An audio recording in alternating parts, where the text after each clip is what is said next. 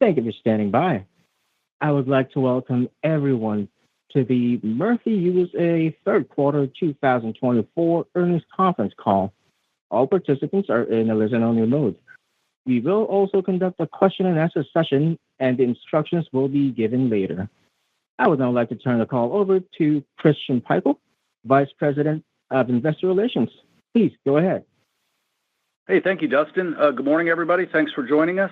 With me today are Andrew Clyde, Chief Executive Officer, Mindy West, Chief Operating Officer, Gallagher Jeff, Chief Financial Officer, and Donnie Smith, Chief Accounting Officer. After some opening comments from Andrew, Gallagher will provide an overview of the financial results, and then we will open up the call to Q&A. Please keep in mind that some of the comments made during this call, including the Q&A portion, will be considered forward-looking statements as defined in the Private Securities Litigation Reform Act of 1995. As such, no assurances can be given that these events will occur or that the projections will be attained. A variety of factors exist that may cause actual results to differ. For further discussion of risk factors, please see the latest Murphy USA Forms 10-K, 10-Q, 8-K, and other recent SEC filings. Murphy USA takes no duty to publicly update or revise any forward-looking statements.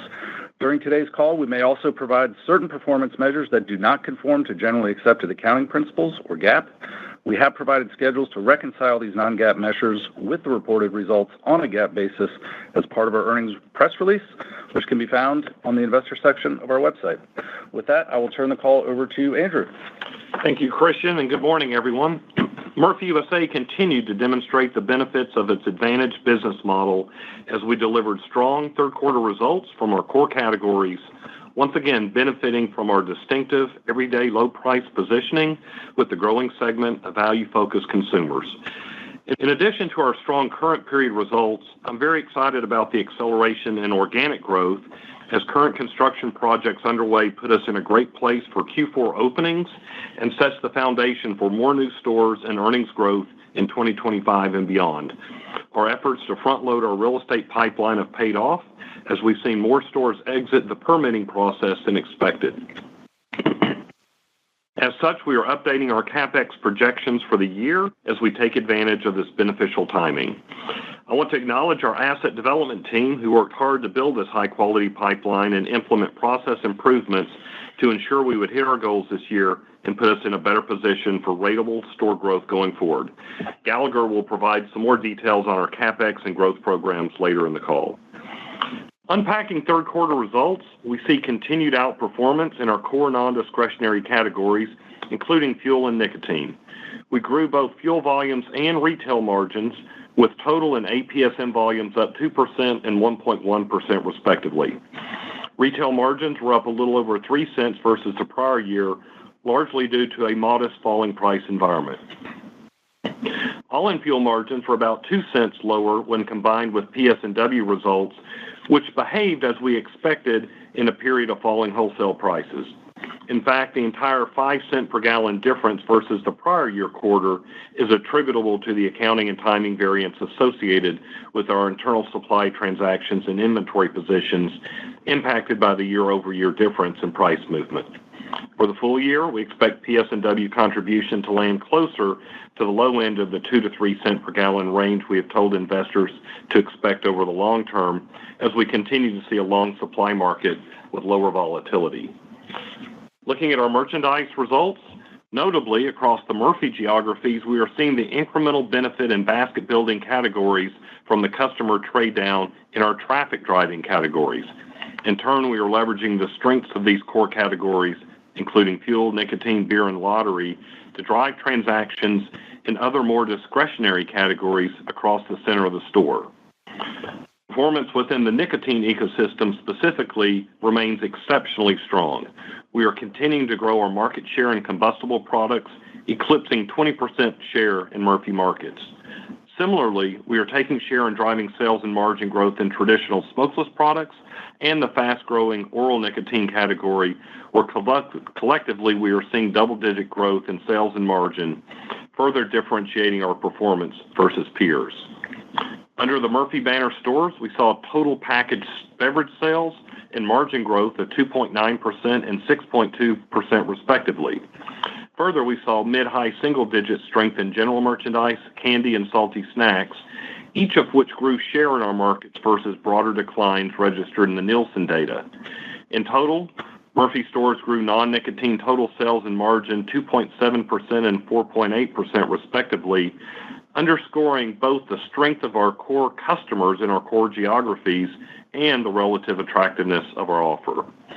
These results reflect the value of 2024 initiatives, including personalization of MDR offers to encourage customers to experience different elements of the Murphy USA offer, as well as analytics-driven pricing and assortment strategies to optimize our offer and leverage price elasticities at the SKU level.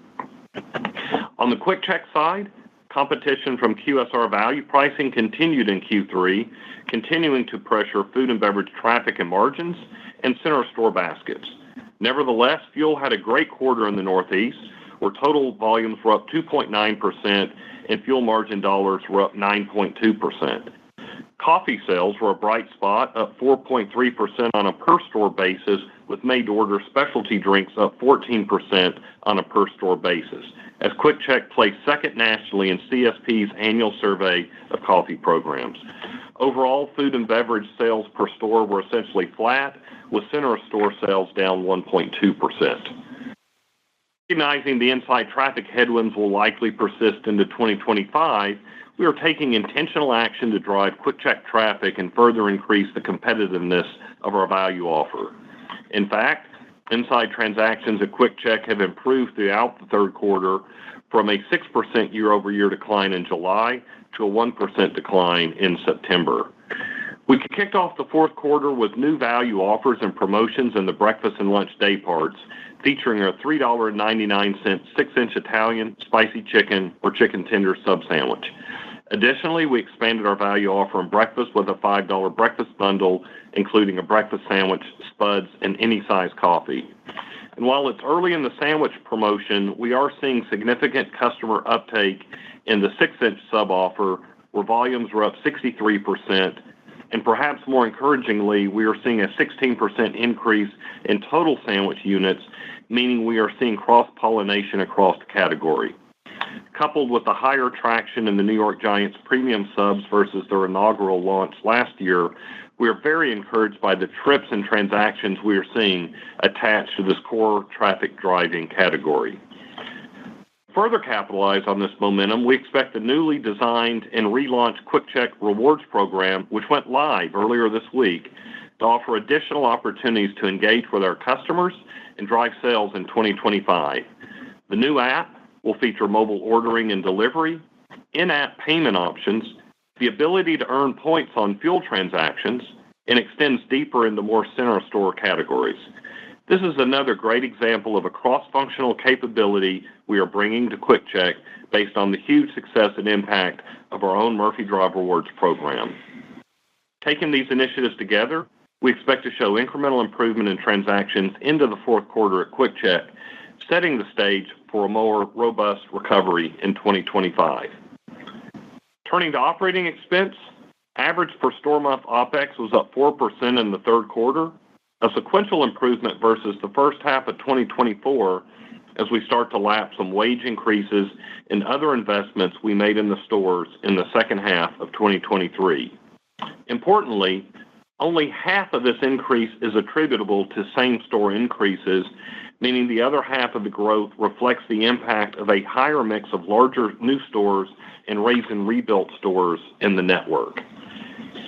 Given that we will be adding more new stores this year, next year, and beyond, we expect this trend to continue and would therefore expect same-store costs to increase at about a 3% clip, which would translate into network-wide per-store cost growth in the 5 to 6% range going forward. The team has done a great job this year making QuickChek stores more efficient through demand planning and implementing a more sophisticated and efficient store labor model, a process we also expect to roll out at Murphy stores next year. Before I turn the call over to Gallagher to provide more color on our store growth and capital allocation, I just want to reiterate we are very pleased with third quarter results. We have a lot of irons in the fire to further optimize and grow the business in the fourth quarter, and the team is engaged and excited, all of which suggests 2025 will be another rewarding year for our team members and our shareholders. Hello, everyone, and thank you, Andrew. As Andrew mentioned, our asset development team is firing on all cylinders and on track to deliver our strategy of strong organic growth in 2024 and 2025. We opened 4 new stores in the third quarter, bringing our year-to-date openings to 10, including 1 QuickChek store. We also reopened 16 Raise and Rebuild stores, our ongoing program to transform small kiosks into 1,400 square foot stores in Q3, which brings us to 27 Raise and Rebuild projects open year-to-date. Since quarter end, there are an additional 2 new stores and 4 Raise and Rebuild stores that have opened. We've also accelerated our construction activity to its highest level in the past 10 years, with 29 new stores and 16 Raise and Rebuilds currently under construction. We've already started construction on some of our 2025 new builds. So when you add all that up, we are looking at up to 40 new stores and 47 Raise and Rebuilds scheduled for completion in 2024. However, some of these projects could potentially slip into early 2025, so our new store and Raise and Rebuild guidance remains unchanged at this time at 30 to 35 new stores and more than 40 Raise and Rebuilds. I want to again recognize our asset development team for finding efficiencies in the store development program and better managing risk, which has allowed us to not only achieve our 2024 new store guidance, but also deliver more Raise and Rebuilds than we had planned. Additionally, the team has moved forward more projects into the fourth quarter to provide a meaningful head start to the 2025 new store class, where we will get more stores open earlier in the year, helping to grow our EBITDA in 2025 and going forward. As such, we are increasing our capital expenditure guidance to a range of $500 to $525 million in 2024. Importantly, all of this increase is attributable to the stronger than expected organic growth, including the higher level of Raise and Rebuild activities, more new stores under construction for 2024, and a head start on our 2025 new store program. We are moving toward our objective of sustainable run rate for the organization of about 50 new stores per year. And with that, we expect a similar level of capital spend in 2025.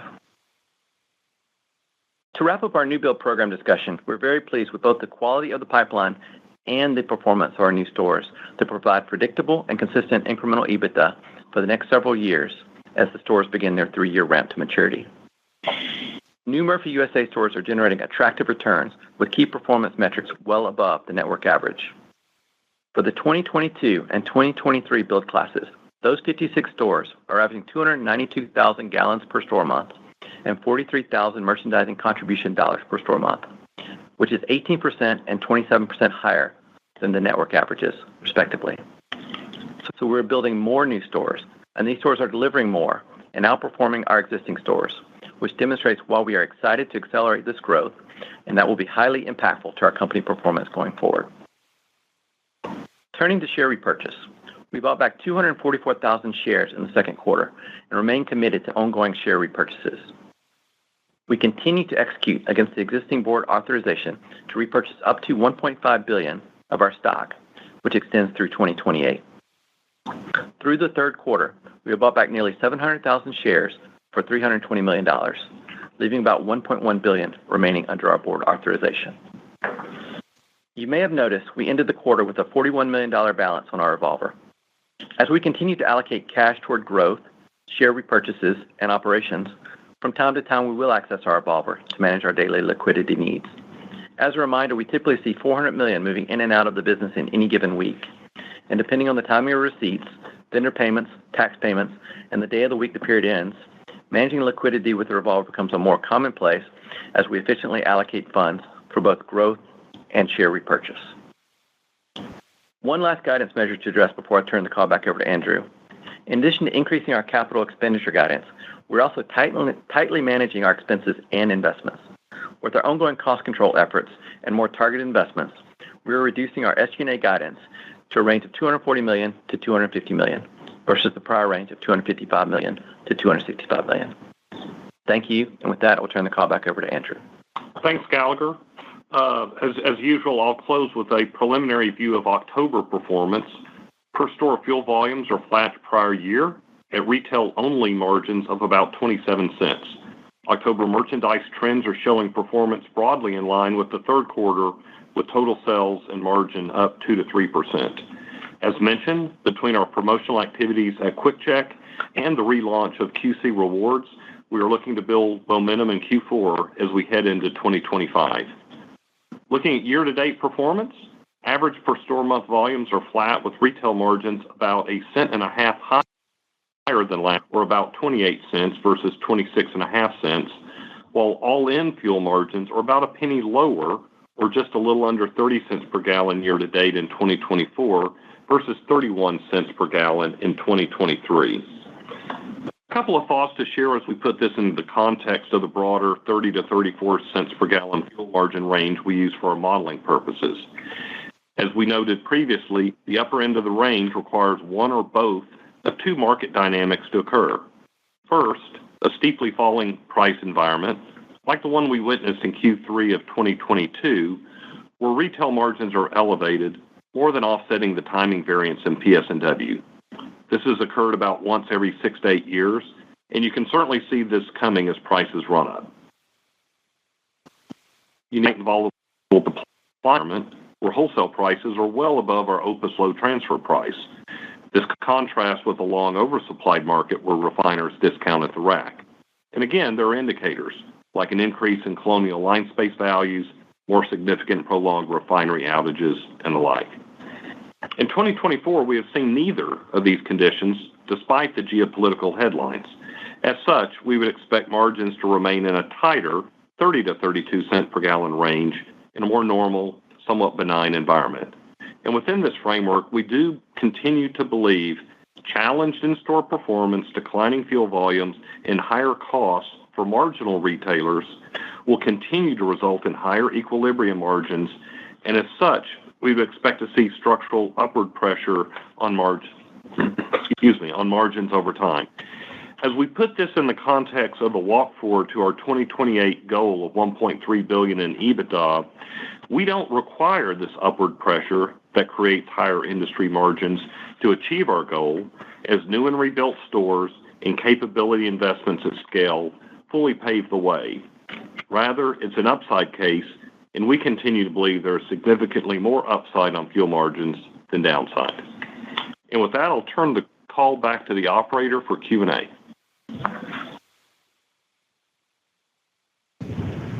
Thank you. As a reminder, if you'd like to ask a question, please press star and the number 1 on your telephone keypad. Just pause for a moment to compile the roster. And we will begin the question and answer session. Your first question comes from the line of Anthony Bonadio from Wells Fargo. The line is open. Yeah. Hey, good morning, guys. Nice quarter. So I want to start off with NTI stores. I think, Gallagher, you mentioned as many as 40 NTI stores this year now versus that initial 30 to 35 number, which is not something we've been used to hearing from you guys. So can you maybe just talk about what went right this year that allowed you to contemplate beating your target? And then any early thoughts on how you're planning NTIs for 25 as we think about both magnitude and guidance and cadence? Yeah, this is Andrew. Look, the first thing is we have been working on building up the pipeline. We've made the point on several calls that we've been a little disappointed in not hitting the number. Part of it was a function of the pipeline. Part of it was a process of stores moving through the pipeline, especially tied up in the permitting part of the process. So we've built up a pipeline that gives us confidence of a 50-store per year build class in the future. And we are seeing some breaks in the permitting process. And we just had more become, as we use the term, shovel ready, in the fourth quarter that we move forward, and that really front loads Q1. And the benefit of running front loading Q1 is you get that earnings, for the entire 12-month period versus having your entire portfolio back end loaded. So confidence around the pipeline, a little more certainty around the permitting process, and importantly, a more ratable build, throughout the year are things that we should look forward to.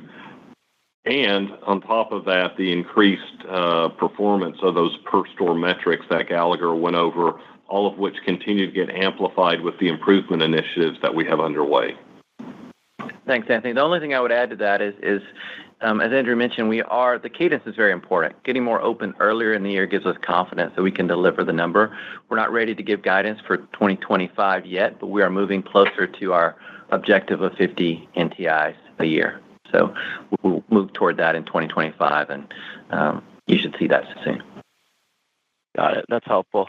And then just on inside contribution, if I take the low end of your contribution guidance for the year, that now implies something like 3 to 4% growth in Q4, which does represent an acceleration from what you just mentioned. So can you just talk about the drivers of that acceleration a little bit more, and then how to think about underlying contributions from same-store sales and margins?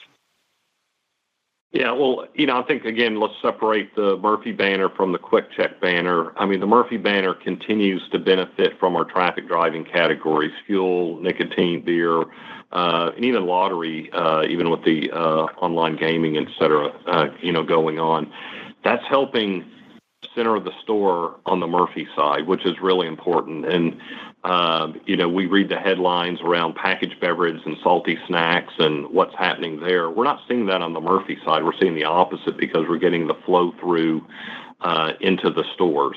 And with, more raise and rebuild stores with a bigger center of store, with the new 2800 center of the store, we feel really good about that. The Quick Check business is food and beverage led, and as we've talked, and again, we read about in the news constantly, a lot of value wars going on in that space, breakfast day part, coffee day part, lunch sandwiches, et cetera. And so, having food and beverage sales flat, essentially on a per store basis, I guess feels good in this environment, but certainly didn't meet our expectation and our plan going into the year, where we just didn't anticipate the persistent inflation and the level of kind of price wars, some of which we're reading about are alleviating. And I think as you see our coffee program and some of the numbers we talked about there, by being a value brand to start with, we didn't have to take some of the same steps to maintain traction in that environment. Center of store has been an area at QC that, with the lighter traffic on the food and beverage side, has been down, and you see some of the more industry type numbers on packaged beverage, salty snacks, et cetera.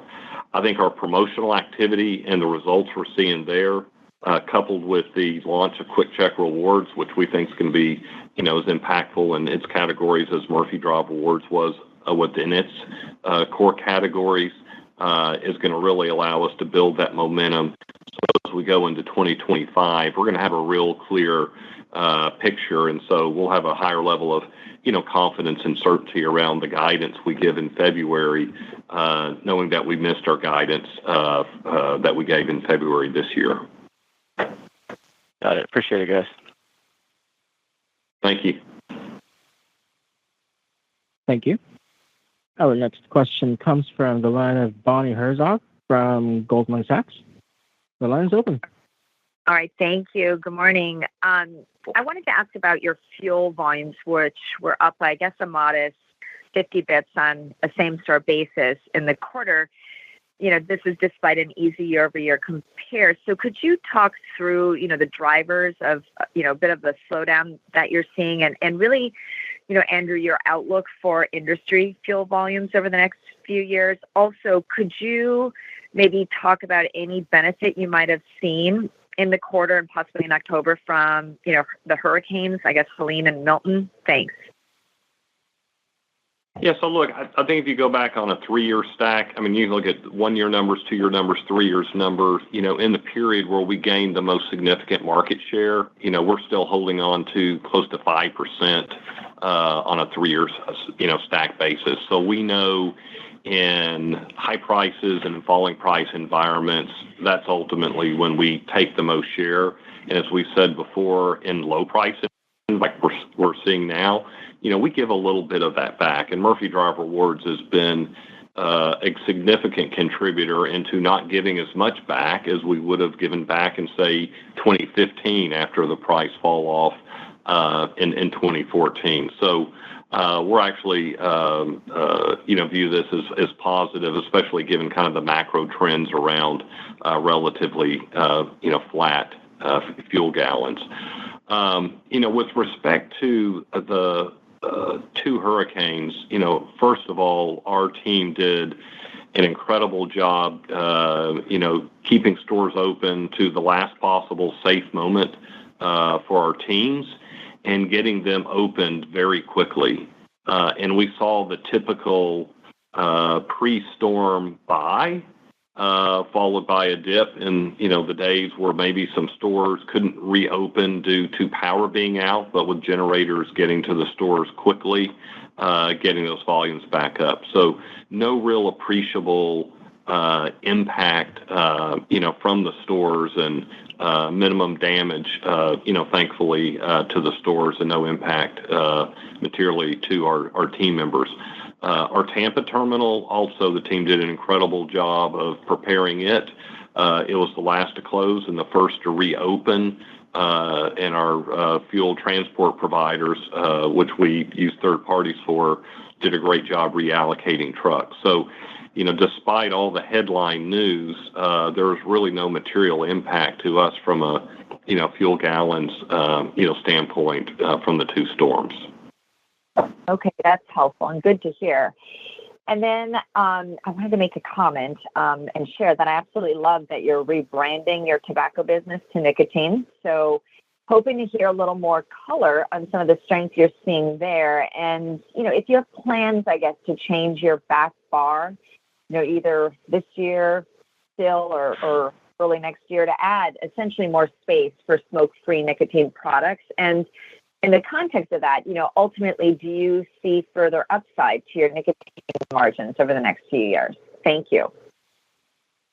Sure. I mean, when we talk to investors, many have taken the position that, nicotine broadly, or the tobacco category, as we called it previously, is a growing category. And certainly oral nicotine, non-combustible products are a significant, portion of that growth. So it's just changing the times.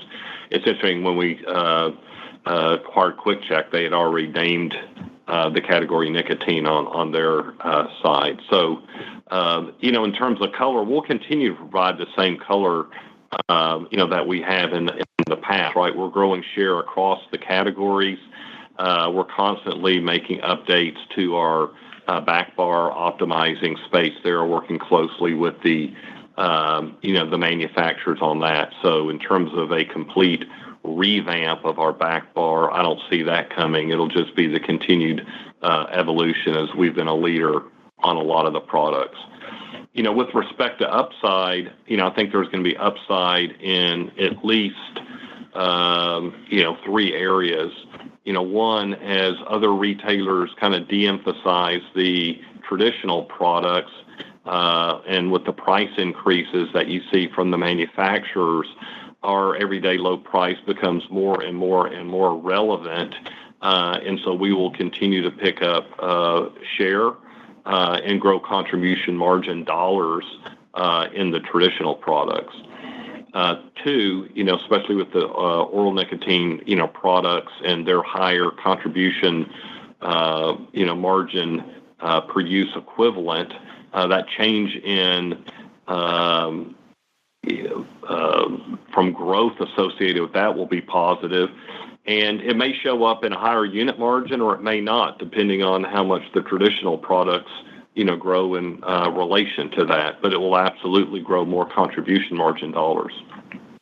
And the third area of possible tailwinds for us would be if other retailers, manufacturers and distributors, and the FDA and the DOJ would take a more responsible approach towards the illicit and illegal products in the marketplace. And it's, as we mentioned, the state took, and we saw a significant uplift across the tobacco nicotine categories in that state. And so we see that as a opportunity down the road, as some have projected almost 80% of vapor products are considered illicit or illegal products. Yep, very much agree. Thank you, Andrew. I'll pass it on. Thanks. Thank you. Our next question comes from the line of Bobby Griffin from Raymond James. The line's open. Good morning, everybody. Thanks for taking my questions. Congrats on a good quarter. Thanks, Bobby. Andrew, I want to first circle back just on the consumer behavior. Clearly a lot of different moving parts in today's economy. We've talked past calls about the QSR, promotional pressure, and things like that. But on a high level, how would you characterize it all versus 2Q or 1Q? Is it starting to get stable? When you look at the consumer pressure, just curious kind of what you would characterize it on a sequential basis to help us frame it up as we're heading into 2025. On a sequential basis, it does feel like it's stabilizing, somewhat. Certainly the emotional deals have been out there. So sequentially, as we see some of the retailers announcing, whether it's a coffee program or a sandwich program, backing away from some of those, that's going to be positive. We're having to make a trade-off, with the $3.99 6-inch promotional sub. So we're seeing a shift in mix from 12-inch to 6-inch, but the uplift we're seeing on that is more than break even to positive. So the customer is definitely value focused. We see some of that play off in the center of the store, with the basket not being maybe as complete. But I think with some uncertainty, in the economy, we'll continue to see, the value customer behaving as we've seen over the last couple of quarters. I think it's going to be some of the competitive relief that, we certainly expect to see later in 2025. But, Q1, Q2, we probably expect to continue to see, competitive, value offers from a broader set of QSRs. Okay. Certainly on the Murphy, I was going to say on the Murphy side, we continue to see, the core fuel, nicotine, beer lottery categories, driving consumers, and we're continuing to see the trade down to Murphy from other retailers, as evidenced in our share growth there. And so the good news is it represents a higher proportion of our total network and higher proportion of our future growth as well. So while we're doing concrete steps to intentionally address some of the traffic headwinds at QuickChek, those same types of steps at Murphy are having even more compounding benefit. Okay, I appreciate that. And then maybe talk about something we first talked about in March. I think you guys identified some opportunities. I believe you phrased it as like pulling up the bottom quartile of each quartile of your stores and EBITDA. And just curious where we are in that journey. Are we still kind of in the identified stage of finding the stores and finding the opportunities, or are we moving towards more into the execution side of that, where that starts to flow through in 25? Just anything there on one of those initiatives that we were talking about. Hey, good morning, Bobby. This is Mindy. I'm happy to take that question. Thank you for remembering and asking. Actually, we have made progress on that initiative. We've done the work to really separate our stores into groups based on those structural factors so that we can look at stores on a like-for-like basis and assess the variability and performance. The good news is we do see variability. We have 30 clusters of similar stores.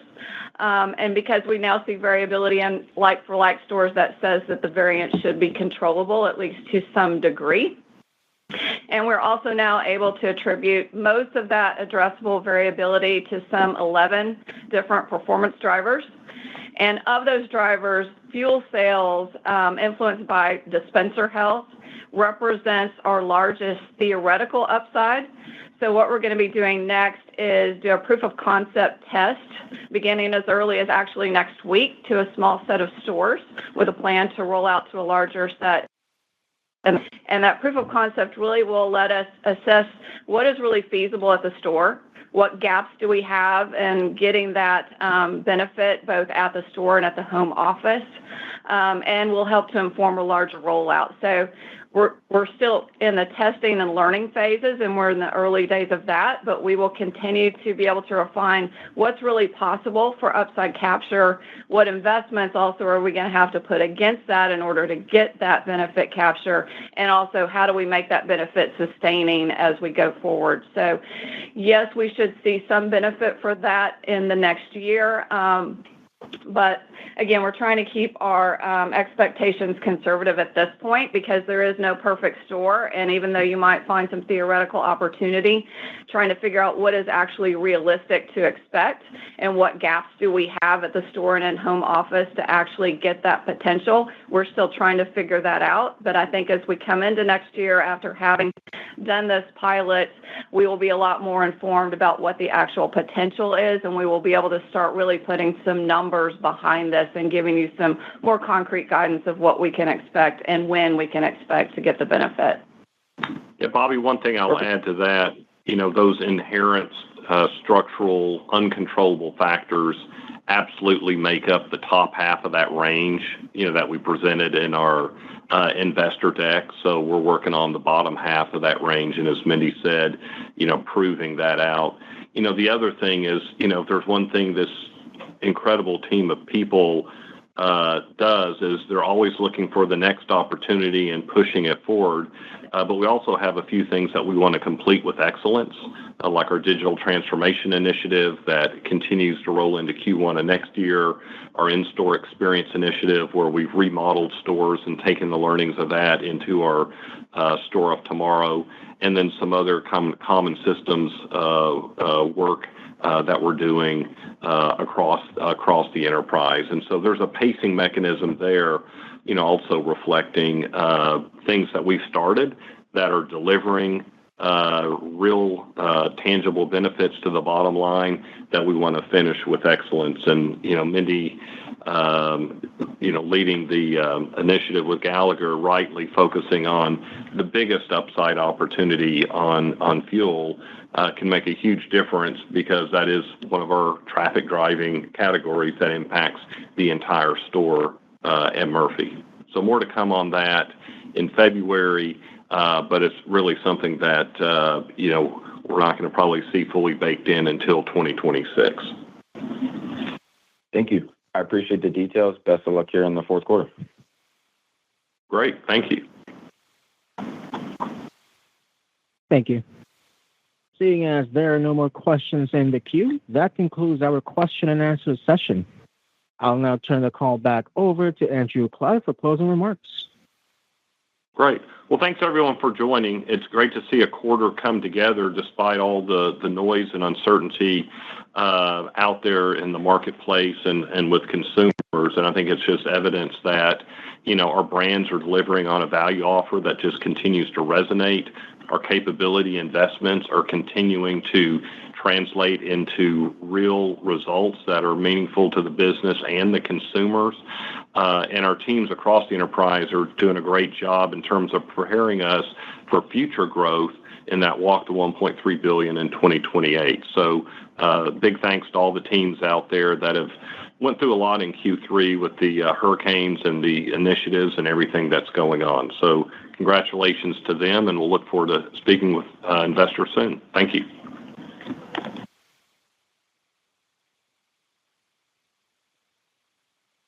Ladies and gentlemen, that concludes today's call. Thank you all for joining. You may now disconnect.